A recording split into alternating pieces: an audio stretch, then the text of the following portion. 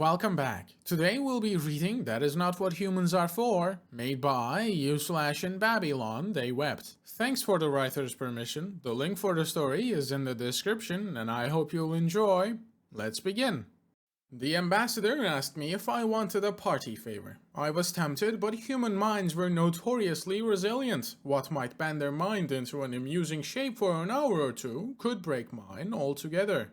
I declined. The ambassador shrugged in a way that made it very clear that he considered it my loss, before dropping several spoonfuls of the substance into a specialized port on his exosuit. By default, the visor was dark enough that one could barely make out the dark outline of the creature's bulbous skull, but as smoke started to trickle up into the dome, even that was lost. Where I should have seen an alien face, there was my own dim reflection, twisted by the curvature of the glass and the slow roil of smog.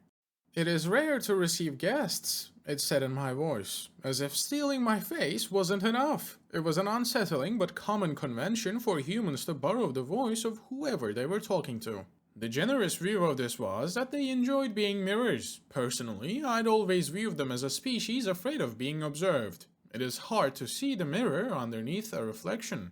"Do you want more?" I asked. I couldn't see its face, but I could tell it was exhaling by the way vertices formed in the smoke. "Yes," it replied, "but I know my limits." It then carefully pushed the remaining pouch of powder towards the center of the table. The question of whether it had been talking about guests or its recreation suddenly grew fuzzy. I decided to assume the best and plowed forward. "Our colony by Outpost Batan. It's struggling," it finished. There was a glint of white inside the smoke, a hint of exposed wet bone. Weeks of study informed me this was intended to set me at ease. "Yes. Bad neighbors?" The question was posed innocently enough, but it gave away the entire story. 20 years of guerrilla strikes, of blood and coin and lost life. All summed up in 2 words, a pathetically small conflict, and yet large enough that the humans knew of it. I did not answer. I stood still and watched my own face stare back. Humans loved games, and I did not want to play. It matched me again, always the mirror, coy when I was coy, serious when I was serious. "Any requests for how they are handled?" "No unnecessary bloodshed." It inhaled deep enough to clear the smoke from the dome. My reflection was interrupted, replaced with the form of the thing in the suit. The lines of the face were murky enough, but what shone brightest through the glass were its eyes. Perfect paper white spheres, slick and shining. It seemed wrong for something to look so earnest and so hungry. "That is not what humans are for."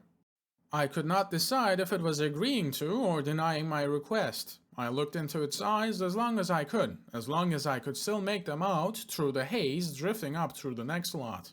Only when they were well and truly gone did I take my glove off and reach across the table. It gripped my hand, clenched around it hard, and then let it go suddenly.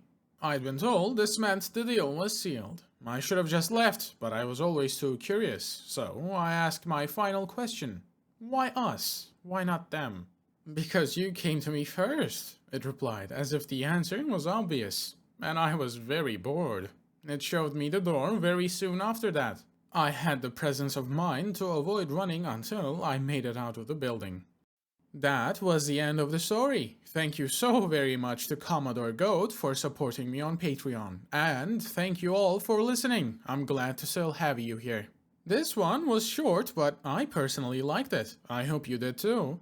And as always, if you have stuck around, go and show your appreciation to the writer on HFY. I hope you're having a good day, and I'll see you in the next one.